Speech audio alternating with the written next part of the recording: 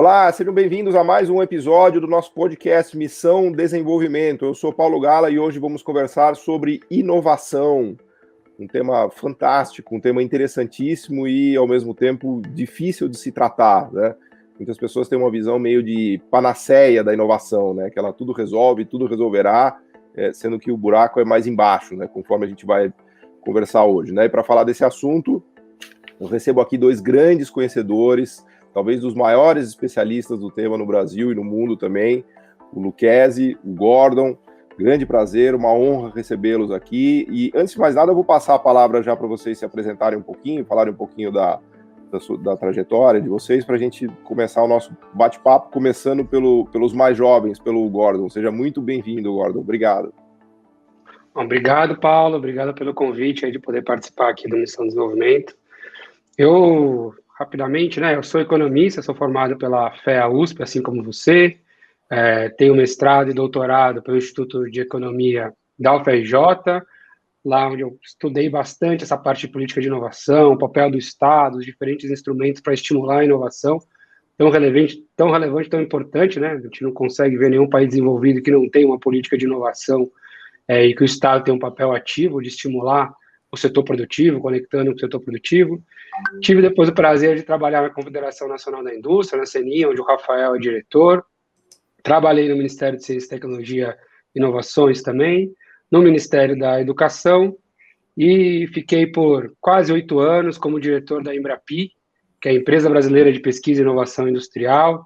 A Embrapi é uma instituição que apoia a atividade de inovação no setor produtivo, conectando com que tem melhores centros de pesquisa de inovação, de universidades, dos institucionais de inovação e de outros, né? Tive o prazer de participar da criação, da concepção e do amadurecimento da instituição, e recentemente estou como secretário executivo da ABDE, que é a Associação Brasileira de Desenvolvimento, que representa os bancos de desenvolvimento do país, BNDES, Banco de Desenvolvimento de Minas, Banco do Brasil, agências de fomento, cooperativas de crédito, o SEBRAE e a FINEP. Então, estou nessa agenda também, sempre de desenvolvimento econômico, pensando aí o país. Então, rapidamente, me apresentando é isso, Paulo.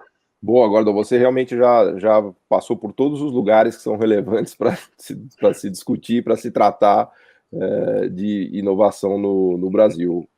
Agora vamos passar a palavra para o Lucchesi, dar também aqui um oi para a galera, para falar um pouquinho do que ele tem aprontado. O Lucchesi, que é sênior aqui, né? Um dos grandes conhecedores e participantes desse processo no Brasil, né? Com conhecimento teórico, prático, aplicado. Seja muito bem-vindo, Lucchesi. É um prazer ter você por aqui. Obrigado, Paulo. Um prazer estar com vocês aqui, estar com o Gordon. Eu sou economista também, formado pela Universidade Federal da Bahia, sou professor universitário, fui secretário de Ciência, Tecnologia e Inovação. E nesse período, nós criamos o Conselho Nacional de Secretários de Ciência, Tecnologia e Inovação e também o Conselho das Fundações de Amparo à Pesquisa, o que deu maior capilaridade para o Sistema Nacional de Inovação Brasileiro. Nesse período, eu integrei o Conselho Nacional de Ciência e Tecnologia do Brasil. Depois, eu estou na Federação das Indústrias, onde desempenhei funções na área de inovação, de ajudar a construir a mobilização empresarial pela inovação. Reputo ser a maior iniciativa de parceria público e privado, criando uma plataforma de mobilização privada, bem como de aperfeiçoamento da agenda de política pública.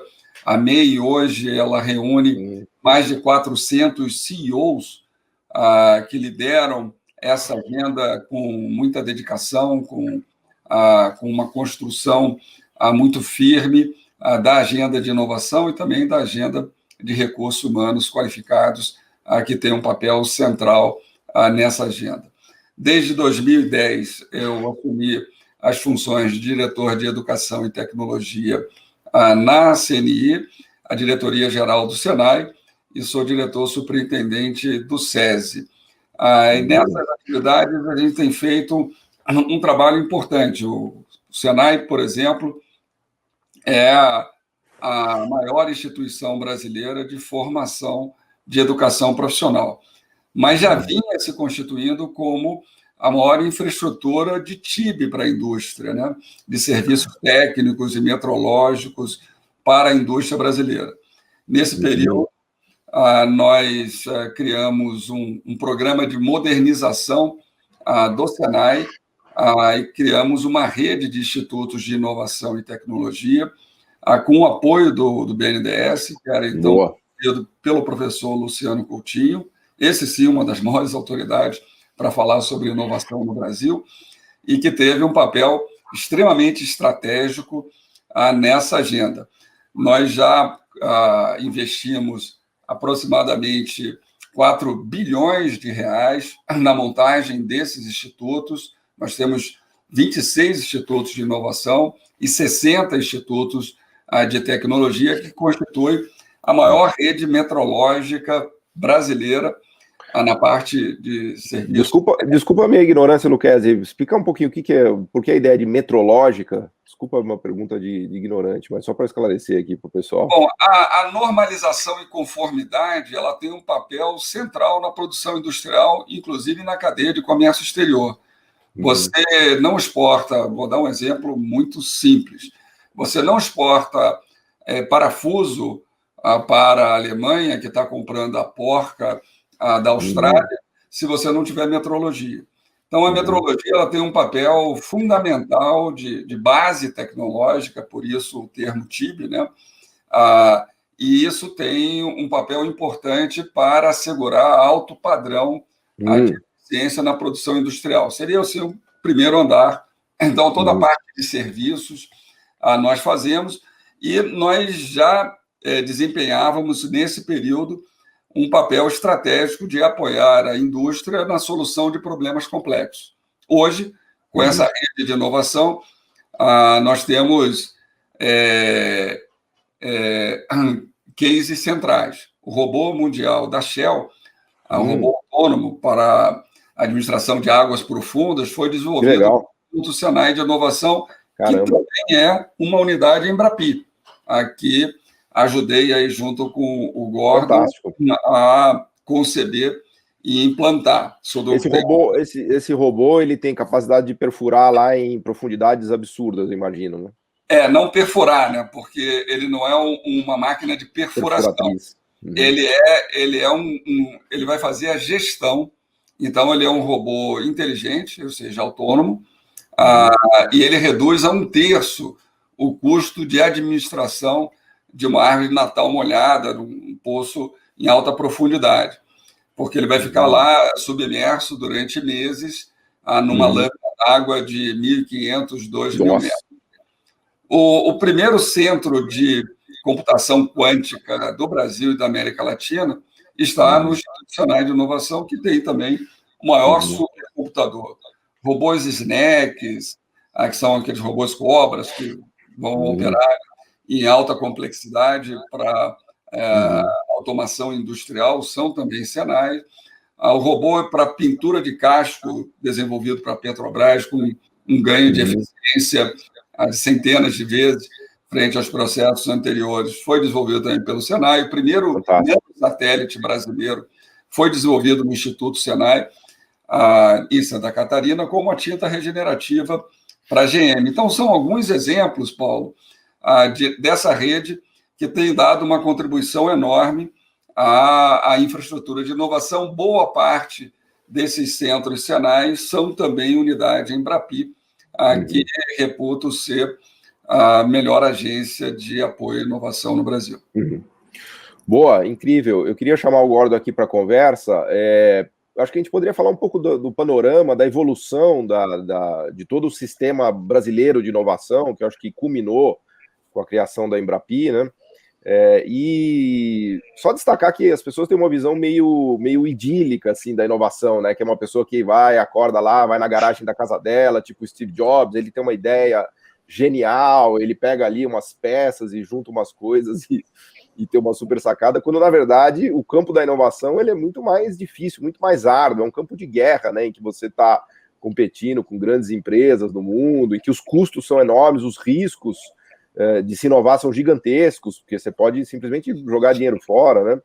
Então, eu pedi para o Gordon falar um pouquinho do panorama da inovação no Brasil. Eu sei que é é um pedido meio assim de um esforço hercúleo, né, de você fazer um mapa, um panorama, mas acho que seria legal de falar um pouco do que a gente já avançou, né, o Lucchesi já deu exemplos interessantes, mas para as pessoas terem uma visão geral, né, do cenário de inovação no Brasil, para depois a gente falar mais dos desafios e tudo mais.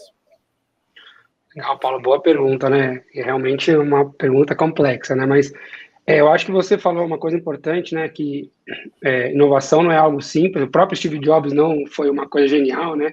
Ele teve ali, para todas as tecnologias por trás do iPhone, tiveram o apoio do Estado americano e o apoio de uma série de centros de pesquisa ali nos Estados Unidos, e da CIA e do DARPA, né? Então, acima de tudo, a inovação é uma ação que tem que ser, como diz a Mariana Mazzucato, uma ação simbiótica entre o Estado e o setor privado, né? Tem que ter uma parceria entre ambos, o Estado montando uma série de políticas públicas que vai estimular o setor privado. Aqui no Brasil, a gente tem um cenário um pouco complexo, né? Com uma certa dificuldade de ter políticas públicas que realmente estimulem a atividade de inovação. São poucas as ações que foram feitas de construção de política pública. Historicamente, a gente pode falar de alguns casos exitosos, como a Embraer, que vocês já comentaram aqui no Missão de Desenvolvimento, algumas ações ligadas à Petrobras, mas são poucas ações de política pública que realmente estruturaram e ajudaram o país, né? Nós temos políticas hoje, não temos uma política hoje de inovação, o Brasil está super atrás dos rankings de inovação, a CNI participa aí do Global Index, depois o Rafael pode dar os dados, que mede a nossa taxa de inovação. Apesar de todas as críticas que pode se ter a índices, o Brasil está lá atrás. Nós não temos, assim, nós temos algumas empresas que fazem um trabalho como a VEG, que tem conseguido fazer, vocês também entrevistaram eles aqui, fazer alguns trabalhos interessantes, mas do ponto de vista de política pública, a gente não tem uma política estruturada onde o Estado faça como fazem nos outros países, né? Nós não temos isso. Então, se a gente for olhar, e nem vou falar de China aqui, né, porque é um mundo absolutamente diferente do nosso, não dá nem para a gente comparar, mas estou falando aqui, por exemplo, se for comparar países, digamos assim, tradicionais como Estados Unidos, Israel e Alemanha, o que esses estados fazem para apoiar o setor produtivo, para ser mais inovativo, é algo que a gente não vê no Brasil. Então, alguns exemplos básicos, né? E vou fugir aqui dos Estados Unidos, todo mundo tem falado muito dos Estados Unidos por causa da repercussão de tudo que a Mariana Mazzucato tem falado, mas vamos para Israel, por exemplo, né? Um estado que hoje mais investe em relação ao PIB em P&D, e onde você vai ver como o Estado tem um papel estratégico para estimular as políticas públicas lá. Então, chamam de Startup Nation, os israelenses não gostam de chamar de Startup Nation, gostam de chamar de Technological Nation. Por quê? Porque o Estado lá estimula. Então, você tem autoridades israelenses lá de inovação apoiando com recursos não reembolsáveis, subvenção econômica às startups da região. Você tem um setor militar... Desculpa interromper, mas eu vi que acho que até o Waze, né? O Waze que a gente usa no trânsito saiu lá de uma empresa de Israel, né? Uma unicórnio israelense. Exatamente. É fruto de pessoas que estavam no exército israelense, que foram apoiadas pelo exército israelense por essa tecnologia. Então, eles têm um papel, tem uma coisa que eles divulgam muito pouco, mas eu gosto de falar, das vezes que eu fui em Israel, inclusive, algumas das vezes que eu fui, foi organizada pela CNI organiza imersões para usar sistemas de inovação muito interessantes, e tem uma coisa que eles fazem, as grandes empresas, até um tempo atrás, quando iam lá, então, grandes empresas multinacionais iam se instalar em Israel, o Estado israelense pagava 40% do salário, 40% do salário dos técnicos de P&D das grandes multinacionais. Elas vão para lá, e vamos beneficiar desse ecossistema de inovação, onde eu assisti também a apresentação do JVC, que é o... defesa, né, Gordo? Fora as encomendas... Sem falar as encomendas de defesa que mobilizam o ecossistema, né, gigantemente lá. Eu me lembro de eu sentar lá com uma apresentação brilhante da pessoa do JVC, que é o 10º maior VC do mundo, israelense, e ele mostrava uma figura de quando eles entravam, né, para apoiar, né? Não, o Venture Capital apoia...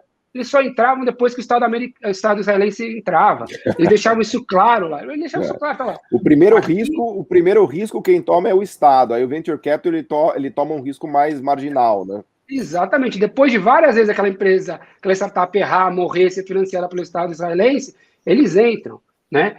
Eles têm uma série de centros, e aí, por exemplo, aí, mudando um pouquinho, né? Então, assim, tem uma política pública estruturada, que o Brasil não tem, com instrumentos corretos, né, Paulo? Por exemplo, você vai analisar o Brasil, duro falar isso, mas o nosso principal instrumento para inovação é crédito. Crédito não é um bom instrumento para inovação. Então, historicamente, o Brasil não tem um instrumento como subvenção econômica, como não reembolsável. E não é que é só que... É que assim, o instrumento existe, mas não existe recurso para isso, não é recurso estável para isso. Então, não tem, o outro ano não tem. Como é que o empresário vai investir em inovação, que tem risco, e ele sabe que ele precisa do apoio do Estado, se ele não tem esse instrumento, ele não sabe se num ano vai ter, se no outro ano não vai ter. Às vezes ele consegue a aprovação do projeto, mas depois no outro ano o recurso não chega. Então, você não tem compra pública, como colocou o Rafael, né? Lá em Israel tem compra pública. Então, você tem uma dificuldade muito grande de ter uma política pública com instrumentos aqui. Outro caso da Alemanha, né? E aí depois o Rafael pode até falar melhor que eu sobre isso, que é, por exemplo, o caso dos institutos Fraunhofer na Alemanha, né? Que são considerados a base para apoiar a indústria alemã. São centros de pesquisa com alta competência que são apoiados, são centros privados, digamos assim, apoiados com recurso privado, o recurso público, o setor bota lá o que chamam de basic funding. Eles falam que é um modelo assim, um terço público para basic funding, um terço do setor privado e um terço que eles falam que é dos centros de pesquisa, que na verdade é mais um terço público, porque eles captam os recursos de programas públicos de apoio, né? Para quê? Para criar o melhor centro da Alemanha para apoiar o setor privado, com foco na demanda do setor privado. Então, você tem instrumentos de sempre focando para a demanda, seja a demanda privada ou para apoiar a demanda pública com compras públicas, mas apoiando a interação do setor privado. No Brasil, a gente não tem esses instrumentos, não tem essa interação. A Embrapi vem para tentar exatamente fazer algo semelhante ao que faz a Fraunhofer na Alemanha, semelhante não igual, e aí pegando os melhores centros de pesquisa espalhados pelo país, né, conectando com a demanda do setor produtivo, que é importante, né, aqui são aqueles que conhecem o dia a dia, então o governo coloca um terço do recurso para apoiar o projeto, diminuir o custo, o risco e a incerteza, aí risco e incerteza são coisas diferentes, né, risco você quantifica, incerteza você não consegue precificar, você não consegue quantificar, inovação é inerente à certeza, então você seleciona os melhores centros, se eu não me engano, são 15 institutos senais de inovação que fazem parte dessa rede, institutos senais de inovação do Senai fazem parte dessa rede, 17 universidades federais, institutos federais e outros. Quando foi criada a Embrapi, Gordon? O ano, você se lembra? Lembro, eu estava lá, a Embrapi é criada em 2013, né? Ela começa a operacionalizar em 2014, mas na verdade ela começa a ser gestada em 2011, o ministro Aloysio Mercadante começa a gestar essa ideia, muito de uma provocação feita pela MEI, pela Mobilização Empresarial para a Inovação, a qual o Rafael coordenava, né, foi um dos responsáveis. O Rafael foi o primeiro diretor-presidente ali da Embrapi, e a Embrapi surge, ela começa a funcionar mesmo em 2013, tem um projeto piloto, deu certo, começa em 2013, e começa a apoiar, e faz exatamente essa interação de centros de pesquisa e empresa tão importante, né? Então, o Flatfish, da Shell, que o Rafael contou, foi um projeto apoiado esse robô chama Flatfish, é isso? Flatfish, exatamente. Ele foi apoiado, que é esse robô que faz inspeção submarina, que ele tem um diferencial absurdo, porque os robôs antigos só não subiam, passar informação, ele consegue mandar as informações lá de baixo. O antigo era o robô tartaruga, precisava respirar lá na superfície. Esse daí exatamente. Esse, por exemplo, cai uma pedra, cai uma rede, ele consegue desviar, mudar o caminho, tem inteligência, tudo desenvolvido ali no Senai Cimatec na Bahia, fez com que tivesse que ter uma empresa que se instalasse na Bahia para produzir, então você trouxe também para ter produção local, nacional, né? O primeiro satélite feito pela Visiona, lá no Senai também, foi apoiado pela Embrapi, uma parceria também, que é o primeiro microsatélite que vai ser lançado agora em órbita. Então, tem vários projetos nesse estilo que a Embrapi está fazendo, conectando exatamente esses mundos, que muitas vezes tem dificuldade, mas a dificuldade muitas vezes também é porque você precisa de um instrumento correto. Recurso não reembolsável, que traga as empresas. E um modelo muito importante, Paulo, é a agilidade do instrumento. Projetos são contratados, em média, em 2 meses, mas tem projetos que é contratado em 3, 4 dias. É muito ágil o modelo da Embrapi. O ciclo dos produtos, você pode ver hoje, tem produto que dura 8 meses. Se você tem 6 meses para aprovar um produto, 1 ano para receber o recurso, você perdeu um ciclo competitivo, né? Eu queria perguntar até para o Lucchesi, se a gente puder explorar agora, já que você começou a falar dos abacaxis aí, dos gargalos, né? E do financiamento também, na visão do Lucchesi, quais são as pedras no nosso sapato aí, em termos do que falta fazer? Porque eu acho que a gente avançou muito, assim. Claro que você falar de Israel e Alemanha é covardia, aí você já quer acabar com o programa aqui, porque você trouxe... Ainda que você não falou de China, né? Mas olhando para frente, assim, quais são os passos que a gente precisa dar a partir dessa estrutura que a gente já construiu, Lucchesi? Ô Paulo, você tocou num ponto, o copo está meio cheio, meio vazio, foram feitas muitas coisas, mas eu acho que o Gordon colocou uma profusão de informações que seria interessante a gente enxergar isso como um filme. Por que estamos assim? Nós estamos há um ano, Paulo, de completar 200 anos de Estado Nacional. Então, certamente, isso vai pautar o debate brasileiro.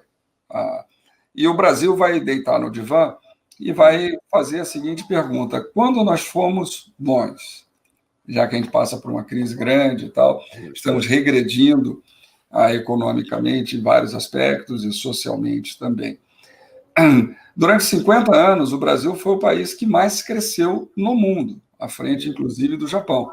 Entre 1930 e 1980, o Brasil liderou as taxas de crescimento. Era uma economia pequena, mas ela vinha se desenvolvendo de forma mais acelerada. E aí nós tropeçamos na captura da dívida externa e na macroeconomia, e depois nos problemas decorrentes da estabilização.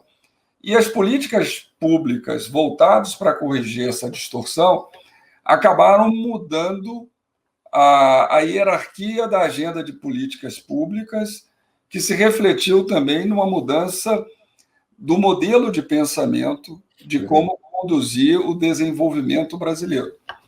Então, nós tivemos, durante 50 anos, nós poderíamos definir a agenda de política pública brasileira voltada para uma moderna manufatura.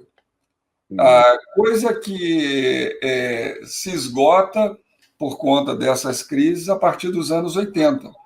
E, curiosamente, os países que começam a mais crescer a partir daí são os que pegam o bastão de constituir uma moderna manufatura, como China e os tigres asiáticos, que era uma nomenclatura usada à época. A China é o mamute, né, asiático, né, porque ela é tão grande, então ela tem um peso muito mais forte em todas as suas decisões. Aí uma imagem serve para ilustrar bem isso. Em 1980, o Brasil produzia 29 milhões de toneladas de aço e a China 36 milhões. O Brasil é o maior produtor de minério de ferro. Hoje, o Brasil quase chegou à posição da China, de 1980. Nós produzimos 34 milhões de toneladas de aço e a China produz mais de 900 milhões de toneladas de aço. Isso dá uma ideia de como o Brasil perdeu a terceira revolução industrial. Aliás, desculpa interromper, exportações também. A gente exportava 20 bilhões de dólares e a China também. Hoje a China exporta mais de 2 trilhões e meio de dólares, enquanto que o Brasil foi para 240 bi de dólares. Né? Isso, exatamente. Eu acho que isso dá uma dimensão, Paulo, de como a gente perdeu a terceira revolução industrial, que permitiu você coordenar a produção e distribuir a produção com territórios que antes não eram possíveis. Você conseguiu globalizar a produção. E a China acabou sendo o grande vencedor desse processo, tanto que é hoje uma superpotência em ascensão. Mas esse ponto é importante para conectar uma coisa que o Gordon falou, que é a coordenação da política macroeconômica sobre todas as outras políticas. E ela não é neutra. Ela cria uma lógica de um rentismo improdutivo brasileiro, que tem um setor financeiro moderno, mas é absolutamente disfuncional com uma agenda de desenvolvimento. E, na verdade, ela acaba criando uma agenda negativa a ela por termos o dinheiro mais caro do mundo, as taxas de juros mais elevadas do mundo, numa atividade que é regulada pelo Estado. Então, isso, obviamente, traduz uma hegemonia que é uma hegemonia anti-manufatura, anti-desenvolvimento industrial. Para não falar do câmbio apreciado também, que o câmbio apreciado machuca demais as manufaturas. E isso é cíclico, né? Mas que tem a ver com os objetivos de você criar uma subordinação de todas as políticas à estabilização, como se a estabilização fosse um propósito em si. É claro que a inflação ela é destrutiva para os agentes econômicos, mas existe uma agenda superior e mais importante que essa. Você não vai ter um país, não existe na história, o Gordon tocou nisso também, nenhum país se desenvolve sem uma ambição das atividades econômicas mais modernas. E nós estamos, nos últimos anos, fazendo uma especialização regressiva. Nada contra o agronegócio, é extremamente importante, mas você não vai ter uma agenda que suporte uma visão de desenvolvimento sustentável para o país de 8 milhões de quilômetros quadrados e 200 milhões de habitantes, sem uma agenda voltada para a moderna manufatura. É claro que as nossas vantagens competitivas do agronegócio têm que ser exercidas plenamente, e isso é uma bênção, mas não pode ser só isso, até porque a gente vai estar muito mais expostos às oscilações dos ciclos dos preços das commodities, criando crises e recessões dramáticas que vai ser mediada por esses ciclos. Então, você ter uma base industrial com um mercado pujante, como é o brasileiro, é extremamente importante, inclusive para a estabilidade socioeconômica e sociopolítica, além de uma agenda nacional importante. Até, só aproveitando um gancho, Lucchesi, até para devolver a palavra para o Gordon, sempre me pareceu que as atividades de inovação, elas acontecem fundamentalmente no setor industrial e manufatureiro, porque eu sempre tive uma visão dessa de, vamos dizer assim, da classificação setorial da inovação, né? A inovação, 70% dela é feita pela indústria, no Brasil e nos Estados Unidos. Só para assim... É isso, essa é a pergunta, você já respondeu. Então você já respondeu. A pergunta que eu ia fazer era essa mesmo, porque eu já consultei vários mapas, enfim, de patente, setorial, mas obviamente que vocês são os grandes especialistas, mas eu tinha uma ideia, mas não tinha esse número, então 70% realmente mostra que se você não tem o setor manufatureiro complexo, industrial complexo, muito provavelmente a atividade de inovação será bem mais reduzida. Mas eu queria passar para o Gordon, fazendo um gancho nisso tudo que você falou, e conectando com a questão também das tecnologias estrangeiras e das multinacionais, né? Porque eu acho que a gente teve um avanço muito grande nesse período, vamos dizer assim, glorioso do Brasil, dos 30 aos 80, em termos de avanço industrial e até mesmo de avanço nas inovações brasileiras, mas o nosso grande desafio sempre foi competir com as inovações estrangeiras, né? Ao mesmo tempo aprender, né, com as inovações, com as multinacionais e com o aprendizado técnico, tecnológico do resto do mundo, mas um aprender em que a gente aprenda e também faça, seja capaz de fazer, porque uma coisa que sempre me preocupou muito é essa ideia de que a gente vai importar toda a tecnologia, né? Não, a gente precisa produzir tecnologia no Brasil e também importar tecnologia, mas a gente não pode abrir mão de produzir nossa própria tecnologia. Então, a pergunta que eu faria para o Gordon, e depois queria ouvir o Lucchesi também, é como fazer essa interação com as multinacionais? Porque as multinacionais também não vão entregar, obviamente, de bandeja para a gente as tecnologias delas, não vão transferir as tecnologias delas para as nossas empresas, né? Então tem até uma relação tensa aí, em que a gente precisa aprender com elas, precisa colaborar, mas também precisa competir. Quer dizer, como é que faz isso, hein? Essa pergunta é fantástica. E eu vou te responder, começando dando dois exemplos para responder. Eu vou dar o exemplo primeiro da Bosch aqui no Brasil. A Bosch, ela está desenvolvendo tecnologia no Brasil, e aí ela foi no primeiro... Onde o Brasil tem demanda para ela desenvolver tecnologia? A equipe interna falou, onde a gente vai conseguir trazer desenvolvimento tecnológico para tirar o core? Não adianta querer tirar o core lá da sede da Bosch na Alemanha, porque eles não vão. O que a gente pode, o que o Brasil tem? E aí, dois setores onde a Bosch está desenvolvendo tecnologia. O setor agro aqui no Brasil, porque o setor agro brasileiro não é o setor agro alemão, e o setor de mineração. Então, estão fazendo ponta da ponta, né? Estão fazendo lá com a rede Senai, muitos projetos. O Instituto Senai de Sensoriamento em São Leopoldo tem feito uma série de projetos apoiados pela Embrapi, com o pessoal da Bosch nessa área agro. Por quê? Porque é um agro desenvolvendo realmente máquinas, né? Não é desenvolvido coisa assim para o setor agro, né? Mas realmente máquinas para o setor agro. Outro exemplo que eu vou te dar é a General Motors. O que a General Motors falou? Nós queremos trazer P&D para cá. Mas não adianta eu querer competir fazendo carro. Onde a GM lá não está investindo em P&D? Ferramentaria. Você fala, ferramentaria, negócio do século passado. Mas eles estão investindo na ferramentaria 4.0. E por acaso, não é porque o Lucchesi está aqui, mas esse projeto é desenvolvido também no Instituto Senai de Inovação Laser lá em Joinville. levantando a bola do Senai, mas realmente é muito competente. E olha que interessante esse projeto. O pessoal de Michigan, esse projeto da GM gerou 3 startups brasileiras.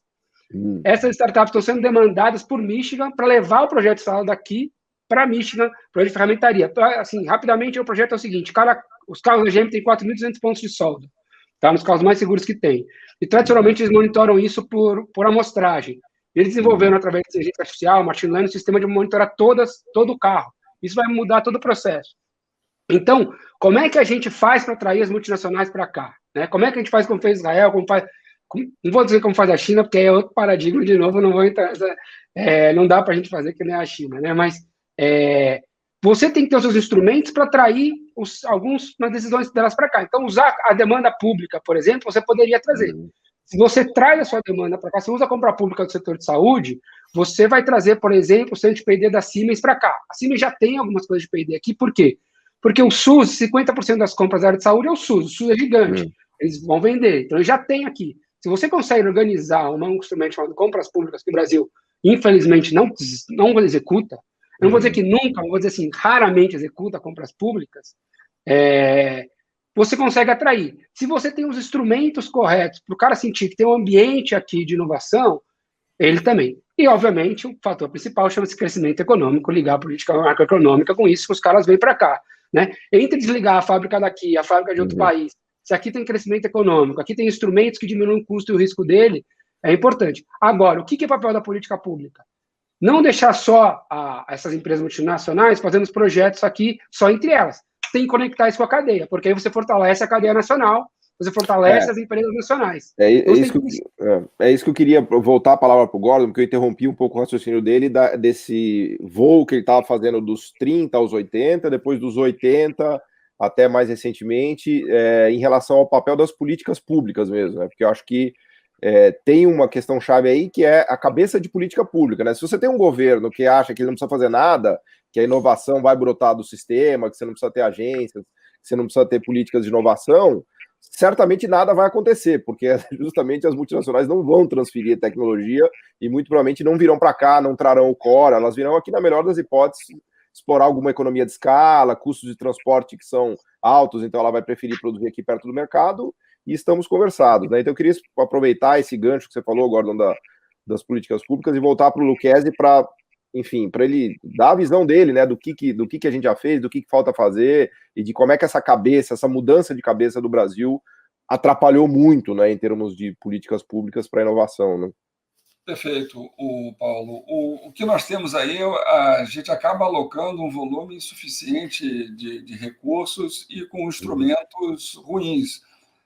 Como o Gordon falou, mais crédito e tal, não tem uma estrutura que alavanque o gasto privado, que é um dos problemas que nós temos quando a gente olha o dispêndio brasileiro em P&D, falta muito o gasto privado.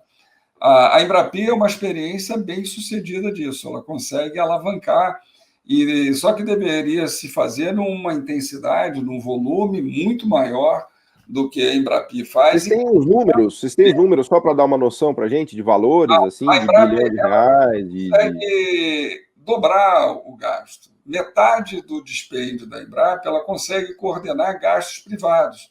E por que ela faz isso? Porque você conecta instituições que têm cultura, têm laboratórios adequados, e cultura de atendimento à indústria. E tempestividade. Ou seja, ela o faz no tempo empresarial. Não vai participar de um edital, que é um modelo acadêmico, ela tem uma cultura. A Embrapi foi baseado no modelo Fraunhofer, e é claro que ajustado à realidade brasileira. Então, ela mobilizou, o Gordon tem um número na cabeça, mas mais de 1,5 bilhão de reais em projetos muito bem sucedidos. As empresas elas foram testando a Embrapi e aumentando a participação. Mas, olhando para o Brasil, nós alocamos um volume pequeno de recursos, eles são contracíclicos, ao contrário do que os países desenvolvidos fazem. Uma crise como essa, um volume imenso de investimento na agenda sanitária e também na quarta revolução industrial, que está acontecendo uma guerra silenciosa.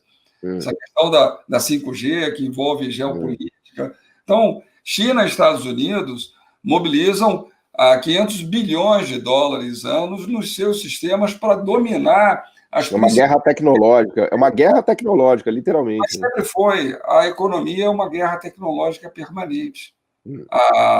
A principal variável é essa. Agora, um ponto importante. Se você pegar os principais fatores que impactam na competitividade, e se o Brasil quiser uma estratégia rápida de desenvolvimento, seguramente a inovação será a agenda que vai dar os melhores resultados em menor tempo. Só que a questão principal é que no Brasil essa é uma agenda em que a coordenação macroeconômica, da forma como ela se dá, que ela é conservadora e anacrônica, ela não enxerga isso. E essa não é a questão desse governo, é como se organiza o Brasil desde os anos 80. Se mantém de maneira quase que contínua, com pequenas concessões.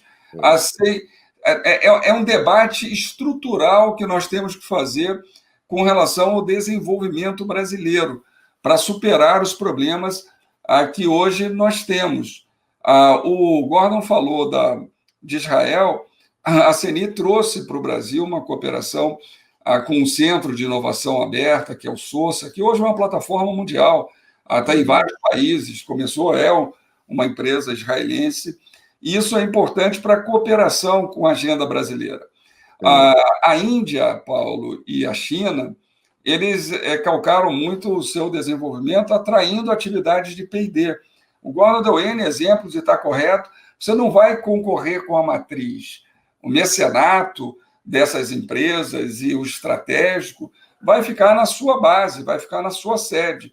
Perifericamente, eles podem desenvolver. Agora, o Brasil pode atrair isso e pode também, no seu núcleo dinâmico, que foi muito impactado aí pela crise econômica e política que houve aí a partir de 2014, 15, 16, e que impactou fortemente os principais grupos brasileiros. Por exemplo, a Braskem, ela já se colocava como a quinta empresa global de petroquímica no mundo. Sendo o quinto player, ele não vai ter acesso à compra das tecnologias de última geração. Por quê? Porque as grandes começam a se incomodar pelo peso. Claro. Né? E uma tendência é que ela seja desnacionalizada, o que é muito ruim, pela crise aí do grupo que dominava o controle societário da Braskem. Então, falta uma agenda maior de se pensar estrategicamente o Brasil, como fazem os países desenvolvidos, porque certamente o investimento de P&D primário, e o núcleo dele, será feito por empresas brasileiras. É claro que o Brasil pode ter também, como Índia e China fazem, atrair um outsourcing de P&D para cá, e isso impulsionar, inclusive com gravidade, do nosso mercado e a posição estratégica. Só que nós vamos ter que avançar nas reformas econômicas, nas reformas institucionais, e também numa maior segurança jurídica. O Brasil tem um gravíssimo problema de irracionalidade tributária, de burocracia e de enorme insegurança jurídica para as atividades econômicas. E é claro que isso vai impactar a inovação. A inovação é sempre o principal fator de competitividade, mas ele conecta todos os outros. Você só vai ter uma empresa capaz de avançar solidamente em inovação se a empresa estiver saneada nos seus fundamentos. E se o sistema econômico for eficaz. O Brasil, pesquisa lá do movimento, o movimento competitivo e do Ministério da Economia, ele desperdiça mais de 20% do PIB com irracionalidade fiscal. Essa coisa tem melhorado, mas muito lentamente. Nós precisamos acelerar isso. Eu queria, para além... Eu já vou te passar agora, porque na verdade, assim, agora é o momento do programa que começa a me dar agonia, porque a gente já bateu 40 minutos aqui e a gente vai começar a caminhar aqui para concluir. Não agora, daqui a pouco, mas eu quero te passar a palavra, mas eu queria só destacar antes essa questão macroeconômica que o Luquez está falando, porque realmente é uma coisa meio triste, assim. Agora a gente está de novo dando uma alta de juros forte, que vai provocar nova apreciação cambial. A minha sensação é que é uma espécie de bomba de nêutron. Toda vez que a inflação começa a subir um pouquinho, a gente joga bomba de nêutron. A bomba de nêutron controla a inflação, mas ela mata todo o resto, especialmente a parte tecnológica, né? A gente fez isso nos 90, fez na era Lula e temos o risco de fazer de novo agora. Então, me dá realmente uma dor no coração de ver essa bomba de nêutron sendo usada, especialmente num país como o Brasil, que teria tudo para desenvolver um sistema robusto de inovação, até pelo tamanho do seu mercado interno. O Brasil é um dos poucos países do mundo emergentes que tem uma renda média e tem um mercado interno muito grande. Então a gente tem a faca e o queijo na mão, né? Mas com isso tudo eu vou passar a palavra para o Gordon e perguntar, e aí você já fala, obviamente, tudo que você quiser, mas eu queria fazer essa pergunta para você e para o Lucchesi também, que é a seguinte: se vocês tivessem carta branca hoje para fazer o que vocês quisessem com as políticas públicas, com a política macro, o que vocês fariam, né, se vocês fossem o czar da economia hoje, né? Quais medidas vocês fariam, né, para impulsionar nosso sistema de inovação? Legal, Paulo. Eu acho que essa questão da macro e da política de inovação direta, o professor Luciano Coutinho chama de política explícita e implícita, né? Se a política macro ela vai para um lado muito ruim, não adianta nada fazer também política de inovação que ela não vai conseguir, né? Mas caindo nessa discussão que você colocou, que é mais ou menos o que eu queria colocar sobre a política de inovação, eu acho que eu penso que a política de inovação ela tem 3 eixos fundamentais para mim. A primeira, que a gente não fez lá atrás, talvez, mas precisa fazer, e o que dá nome a esse programa, é ter uma grande missão, né? Ter os programas de missão, os grandes desafios nacionais. São grandes desafios conectados à estratégia do setor público, onde ele vai dizer para o setor privado, olha, vai para cá, que para aqui você vai ter recurso, você vai ter apoio, eu quero chegar lá, vai ter demanda, vai ter não reembolsável, vai ter subvenção econômica. Compras públicas, e aí conectar os instrumentos mais importantes, né? O Chris Freeman faz isso no livro dele, ele mostra quais são os instrumentos mais importantes para risco, para inovação. Que livro é? Chama Economia Industrial. Para mim, chama Economia Industrial do Christoph Freeman. Do Freeman, que escreveu lá que eu sou tal, Freeman, claro. Isso, essa para mim é a bíblia da inovação, depois do Capitalismo, Socialismo e Democracia do Schumpeter, né? E você conecta os principais instrumentos aqui, aqueles instrumentos que vão botar eles no risco, porque é uma missão, é um desafio, você vai sinalizar para o setor público durante 20 anos, vai ter recurso, pode ir, e aí você vai alavancar também o investimento privado, porque você vai ter o público privado, o Estado falou que aqui vou ter dinheiro, aliás, a gente teve a Embraer, o pré-sal, a energia eólica, todas as missões de sucesso que a gente teve. Né? São poucas que a gente tem, né? Essa é a primeira linha, grande. A segunda linha que você tem que ter é a linha de atender a demanda do setor produtivo. Aquela demanda do dia a dia do setor produtivo. Os caras têm os problemas, eles têm as demandas que têm que ser atendidas, que ele está enxergando, que o setor público não enxerga, onde não é prioridade do setor público, você tem que ter essa demanda para atender a demanda de inovação, P&D, e tem que ter ali os instrumentos corretos para adequar, conectar com centros de pesquisa, né? Então você tem que ter essa segunda linha. E a terceira linha que tem que ser feita é a terceira linha para mais ou menos o que é feito no Membership Station Partnership dos Estados Unidos, que é o MAP, ou mais ou menos na linha do que foi o Brasil Mais Produtivo aqui no Brasil, que é você ajudar as pequenas e médias empresas no processo de digitalização, de instalar coisas básicas como Lean Manufacturing, né, que é o processo de gestão interna da produção, digitalizar o mínimo. Se você for pegar qualquer análise dos Estados Unidos, o MAP, que é esse programa, ele é a base para ajudar as indústrias americanas a ganharem digitalização. Eu acho que o Biden está turbinando esses programas. O Biden está turbinando esse programa. O Biden está turbinando, ele é ligado ao NIST, né? O Biden está fazendo história. Exatamente. Recursos, ele quer os Estados Unidos na liderança. A briga é tecnológica, né? Então ele vai botar. Com instrumentos, com ação pública, né, Gordon? Pode continuar. Isso aí. Tracionando e colocando uma massa de recursos fantástica. É isso, o que o Rafael falou, né? A questão pública é fundamental. Eu acho então são essas 3 linhas. Os Estados Unidos está morrendo de medo da China, né? Mas vai lá, Gordon, desculpa, as 3 linhas. Só para finalizar, essa 3 linhas importante, o Rafael pode até contar um pouco do Brasil Mais Produtivo aí, que ele liderou na frente do Senai junto com o governo, é um programa importante para ajudar as pequenas empresas. E agora, a principal missão, eu não tenho a menor dúvida, é a agenda dos ODS, dos Objetivos de Desenvolvimento Sustentável, essa missão, essa é onde o Brasil pode fazer diferença, onde o Brasil pode ser grande, e o Brasil tem um papel estratégico. Tem uma outra coisa que falta, que é o seguinte, a coordenação do sistema de fomento, sistema de financeiro para apoiar. Então, que, aliás, é onde você está hoje, ainda bem, né? Exatamente. Então, você tem lá o BNDES como a cabeça principal, mas o BNDES precisa coordenar esse sistema. você tem todas as agências de fomento estaduais, os bancos de desenvolvimento estaduais, você tem, mas isso é descoordenado, não tem uma coordenação. Então, você precisa coordenar esse sistema para ele apoiar essa agenda. Então, precisa ter essa coordenação, o BNDES fazendo essa coordenação grande, talvez a FINEP fazendo alguma coordenação também no âmbito de inovação, também ajudando, mas você tem que ter essa coordenação pela BNDES, que ele precisa fazer, que é importante. Ele tem que ter o papel de coordenador do sistema de fomento, de financiamento.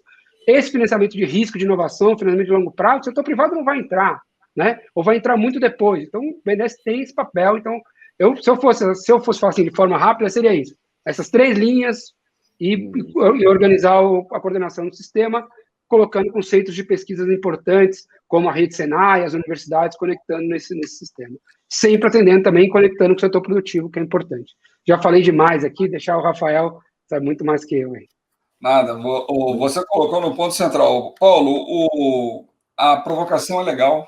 Como a gente resolver a agenda de política pública do Brasil tendo uma carta branca? Todas as questões que o Gordon levantou, elas vão estabelecer uma nova correlação na agenda de política pública. Para se fazer isso que ele colocou, seria necessário dar o mesmo status para a agenda macroeconômica, para a agenda de política industrial, de política científica, tecnológica e de inovação e de comércio exterior. Se isso estiver integrado no mesmo patamar e, sobretudo, coordenado, as ações de macroeconomia elas não vão se pautar apenas pela estabilização, mas para um propósito maior de estratégia Brasil. Você mesmo falou aí do pulsar de choques adversos que, de tempos em tempos, desorganizam e, na verdade, rebaixam ainda mais, criando uma especialização regressiva. É só olhar a nossa pauta de exportações, como ela vai desaparecendo dos setores de alta e média tecnologia, o que o país está abdicando do futuro e dos segmentos de maior valor agregado, de maior retorno. Para você fazer uma coordenação dos instrumentos financeiros conectado a encomendas, a melhoria da agenda de política pública e você criar elementos que irrigam a capacidade estratégica de investimentos de grupos econômicos no país, você vai ter que ter, por pressuposto, essa macrocoordenação numa equidade da ação macroeconômica com a política industrial, com política tecnológica e de comércio exterior. Então, isso tudo no mesmo pacote articulado. E aí você vai criar muito maior sinergia nessa agenda de política pública, criando capacidade. O Brasil é um país muito grande, por exemplo, na área de saúde. Nós fizemos aí parcerias, mas muito de envasamento e de produção de IFA. Nós temos competência, temos base científica para criar rotas de vacinas próprias, e isso está sendo feito agora, de maneira tardia.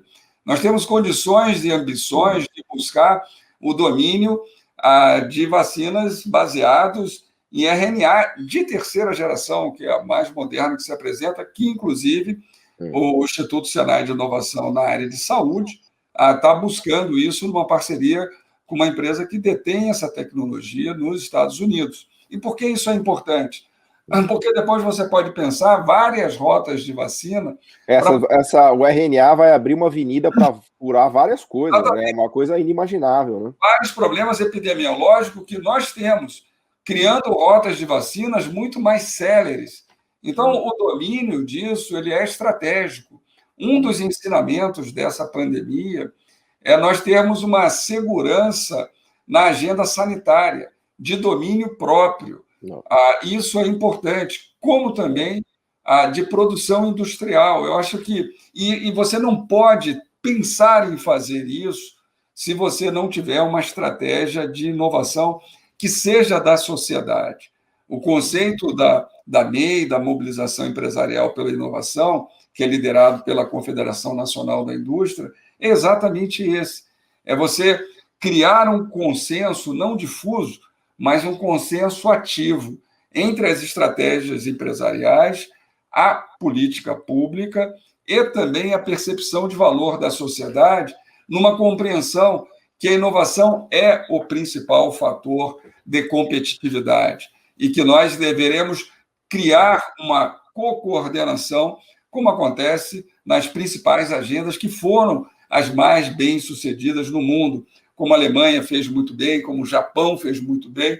A China é um outro modelo de sociedade, mas faz, por óbvio, muito bem a coordenação, até porque o Estado é que lidera as empresas, então isso é muito mais fácil. E como os Estados Unidos o faz, mesmo com um aparente discurso liberal, mas tem o orçamento do Pentágono, que é o PIB brasileiro, um pouco mais do que o PIB brasileiro.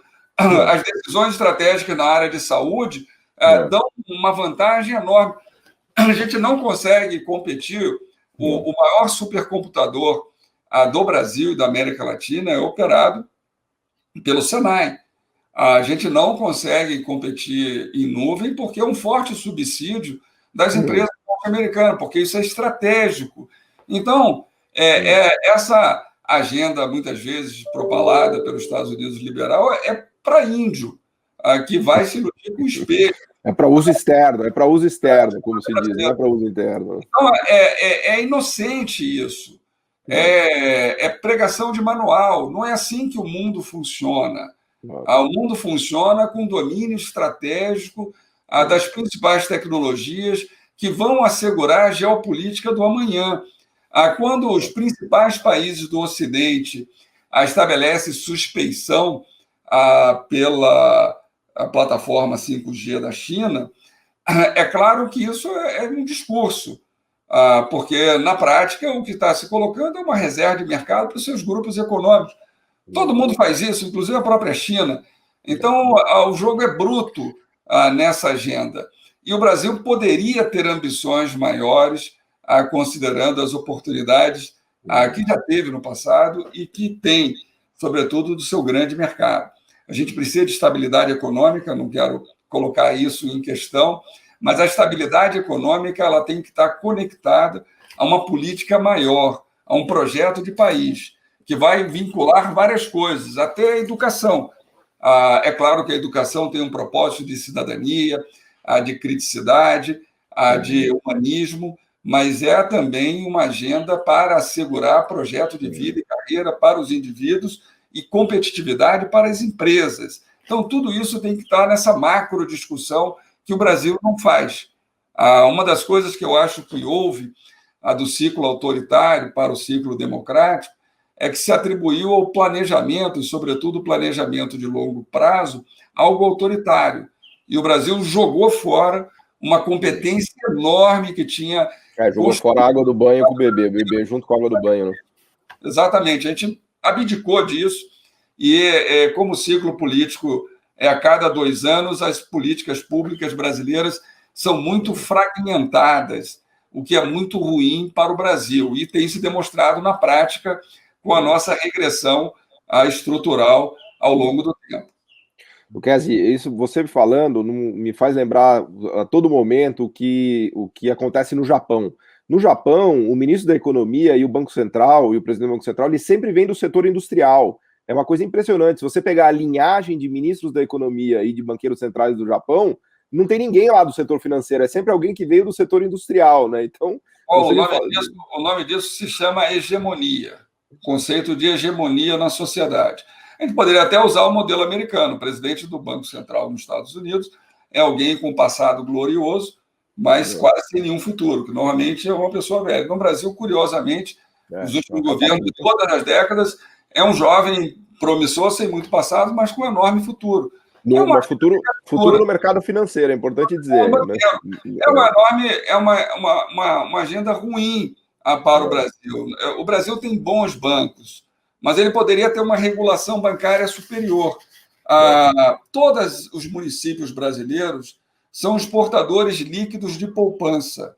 Se nós pegarmos a relação que existe entre depósitos nos 550 municípios, nos 5.550 municípios brasileiros, e crédito, é uma relação negativa. Então, todos os municípios brasileiros são exportadores de poupança para São Paulo, uma única mesa que vai emprestar dinheiro para o governo. Isso é muito ruim. Nenhum país desenvolvido tem esse sistema bancário.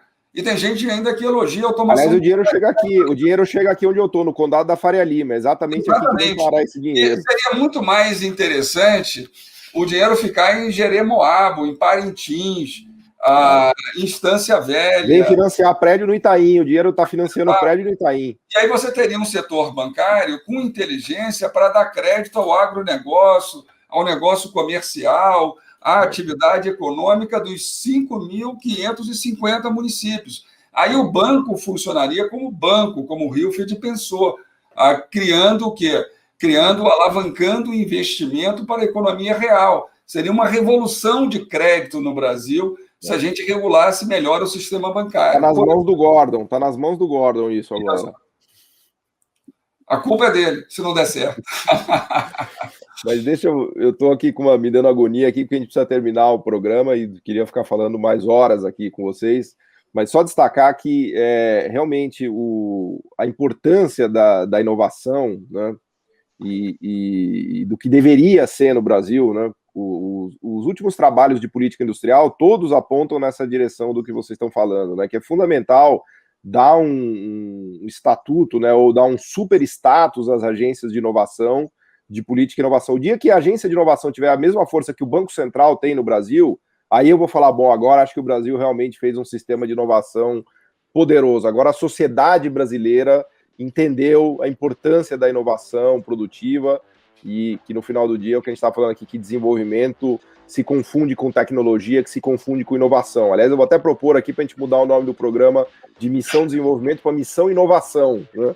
Para deixar bem claro, né, a importância da inovação. Mas queria agradecer aqui vocês dois pela aula, por esses ensinamentos aqui, que foram realmente fantásticos, né? Quando a gente fala de inovação, tem um universo incrível que vocês puderam aqui, enfim, em um curto espaço de tempo, infelizmente a gente não tem mais tempo, mas vocês puderam nos mostrar, né, que dá só mais vontade de estudar tudo isso, né, de tanta coisa que tem para entender e para aprender, né? Mas queria agradecer aqui de coração a presença do Gordon, do Kesi, que foram duas aulas fantásticas que a gente teve aqui. Acho que todo mundo que nos ouviu, que nos assistiu vai adorar.